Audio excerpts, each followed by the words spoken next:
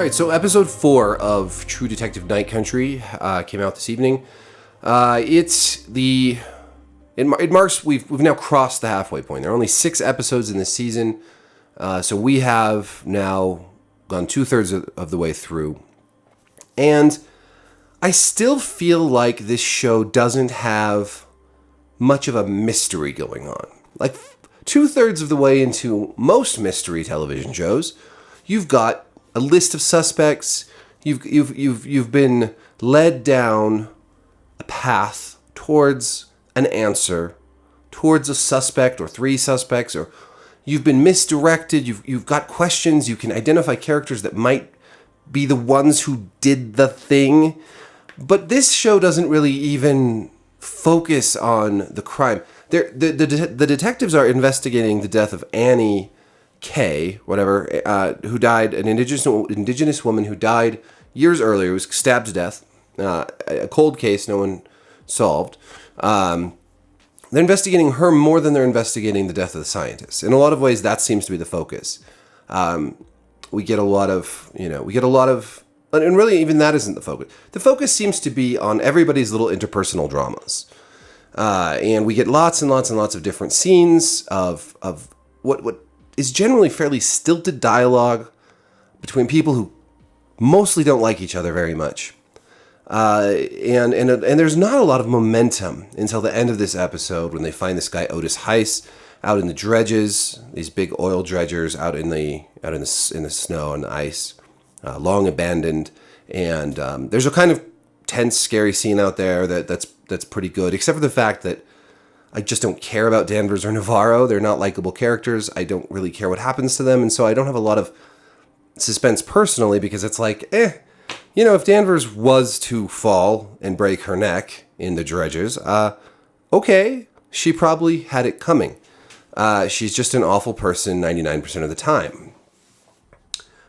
The way they find Otis is that she has Peter find anyone who has been reported to have similar injuries as the frozen men. I guess people who have gotten frozen damage out in Alaska, frostbite. I don't know. Apparently, he's the only one that pops up. I would assume that in a place like Alaska, quite a few people would have some version of this of ice-related, cold-related injuries and other illnesses and so forth. Hypothermia, frostbite, etc., etc. But it's just this one guy who's very mysterious, hasn't got much of a paper trail or a presence online or anything like that, but has been arrested a couple times, and they're able to track him or guess that he's out there, yada, yada, yada. Flimsy stuff. But he apparently does know Raymond Clark, and when they do find him, he's like, he's in the night country. We're all in the night country now. Something like that. I'm doing a pretty good impression, I think. It's all very ominous. Although I thought to myself at the time, so if Raymond Clark is in the night country, but we're all in the night country, does that mean that he's just like back in Ennis, like hanging out at the cafe or something? Because is this all the night? What's going on, Otis? Make up your mind. In the same scene, Navarro has another vision of the screaming girl, and she's had lots of different visions at this point. I can't really keep track of all of them. It seems pretty clear that Navarro is slowly descending into the schizophrenia or whatever it is that took her mother and her sister. And that's the other thing I want to talk about in this video. Probably the most ridiculous thing that's happened in this series up to this point is the fate of Julia Navarro, Evangeline Navarro's sister, who has been suffering from increasingly desperate mental health issues over the course of this show. She finds her out at this frozen shipwreck, and things are so bad that she decides to check her into the mental health facility in town. I'm surprised Ennis has a mental health facility. It's a pretty small town, but maybe with all these miners and stuff, they just need one. It's called the Lighthouse.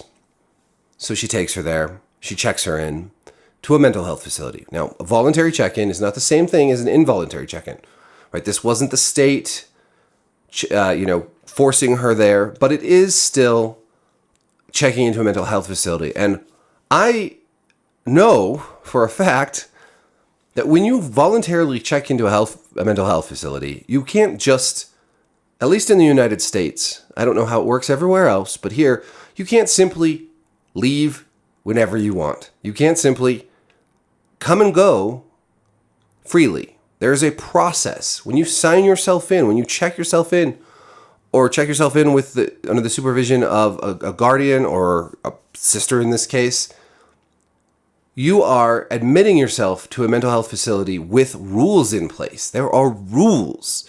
One of these rules, and it varies from facility to facility, but one of these rules is that if you want to leave, you have to go through a process. That process typically involves meeting with a psychiatrist, undergoing an evaluation, various tests to make sure that you are not a danger to yourself or others. It involves contacting next of kin or guardians, loved ones, whatever, whoever helped admit you in the first place is almost certainly going to be involved in the discharge. Discharge is a process. It might take time. There's probably almost certainly going to be a 24, 48, 72-hour period of observation and evaluation that at a number of steps to make sure that what happens in this episode doesn't happen. Because Julia just leaves. She just leaves the facility with her stuff and her phone and calls Navarro and says she's fine, and then takes her clothes off and walks out of the ice and kills herself by way of walking into the ocean in the dark. And it's so... that is a terrible way to go, and it should be this moment of horrible tragedy, but all I could think of was how sloppy this script is, because this just wouldn't happen. It would not happen. You cannot just leave a facility like that, even if it's voluntary. I know I'm going to get people commenting here and elsewhere that, oh, it's a voluntary facility. She wasn't, and that's what the guy at the desk says too, but that's not how it works. And yes, it does matter. Details like this matter. I know it's a show. I know it's a television show. I know it's for entertainment and all the other things that people shoot back at when I level this kind of criticism. But plausibility, realism, these things matter in a show like True Detective. Even when you're dealing with like supernatural like stuff, you can't just magically have these mental health facilities willy-nilly let their patients just leave. It doesn't make sense. And it doesn't need to be this way either. There's no reason that she had to be checked into a mental health facility. She could have called her sister, wished her Merry Christmas, and then walked off into the ice without any of that stuff. Without the mental health facility even being a part of this episode at all. And it would have made more sense. And I wouldn't be here ranting and raving about how frustratingly unrealistic it all is. All she had to do is call Navarro, say, Merry Christmas, I'm doing great. We see she's at the shipwreck. She takes her clothes off. She walks on the ice. Scene. That's it. And yet they bog it down with all this other stuff, with a scene with her sister talking, then a scene checking her in. Then Navarro has to go back there and yell at the guy at the desk. And then she goes and gets in a fight with the abusive guy she arrested earlier. And that's not the only problem with this part. The other thing is that she finds out her sister is dead hours later. I can't keep track of time with it always being dark, but it's not very long after when the Coast Guard calls her and informs her that they have found her sister in the ocean. Now, first of all, I don't think the Coast Guard is going to find this person's body that quickly. I think it's very unlikely that that's going to happen in the dark, in the middle of nowhere, unless the Coast Guard is like literally has thousands of ships along the coast of Alaska, or is just magnificently lucky. She's also naked. She does not have an ID on her. She's a Jane Doe. The Coast Guard would not just know exactly who this is right away and be able to call Navarro right then. I mean, this would probably not be something, even if they found the body within 24 hours, identifying the body and contacting next of kin would take time. This doesn't just happen immediately. It's so frustratingly bad. I'm sorry, it's just written so poorly that it takes me out of it. It takes me out of whatever emotional, punch that we were supposed to get here. We're supposed to get this gut punch. Oh my God, her sister just did what her mother did. It's such a horrible thing. But no, I'm sitting here thinking, that doesn't make sense. That doesn't make sense. That's not how it would work. They just all they have to do is make it make sense so that we're not pulled out of the immersion of the fiction, right? So, yeah, anyways. So all in all, a very frustrating episode. There's just so sloppy and filled with plot holes, and the characters continually act horribly. You know, Navarro going and getting that fight, which, I mean, honestly, she's assaulting someone unprovoked. She should go to jail. And I mean, these guys obviously are bad dudes, but like, you can't, just because you're a cop doesn't mean you, I mean, is this like a pro-police abuse show now? Danvers driving drunk after criticizing, getting so mad at the woman earlier in the show. We're just supposed to be okay. I mean, I guess they're showing that they're flawed, but they're flawed in ways that just make them kind of shitty people that we don't care about. I mean, they're not really great detectives. All the leads they've found seem like more like luck than any sort of like, I don't know, brilliant analysis or detective work. We get more of Peter and his wife Kayla, who's mad at him for having to work late on Christmas Eve, which, yeah, I get that would be frustrating. But again, and this is what I talked about last week, this is such an overused, tired trope. It's just this idea that cops' spouses are always mad at them for having to work late. This has been like a week. It hasn't even been that long. Cops do have to work night shifts, and nurses have to work night shifts. You don't just immediately start to blow up your marriage because a giant mass homicide investigation is suddenly going on in your little town, and your husband has to work late a few nights. Yeah, even on Christmas Eve, a lot of cops and other, emergency personnel have to work on Christmas Eve or Christmas all night, all day. Like, this is a common thing. It's not out of the ordinary. And what is this case is out of the ordinary, but there's no patience or sympathy, and it's just manufactured, contrived drama.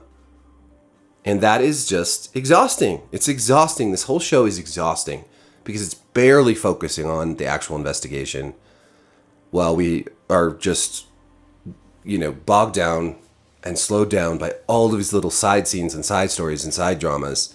And what is this show trying to be? I'm not really sure. Not True Detective, that's for sure. It's trying to be, it's constantly referencing and alluding to other series, or other movies like The Thing or Silence of the Lambs or True Detective Season 1. It's like it doesn't have any identity of its own. And that's really sad because maybe before they tried to make it True Detective, maybe it did. Maybe there was something there. And now whatever that is just lost in a show that is just not very good. I have watched all the episodes at this point. My last video, I'll link to that, is a spoiler-free review of the whole season. But it doesn't get better from here, unfortunately. And I will be back each week with another review talking about the events of each episode after they air so that they're not spoilery. So let me know what you thought of tonight's episode in the comments. Thank you for watching. Be sure to like, subscribe, hit the notification button. And I appreciate you all very, very much. Have a lovely evening. Peace.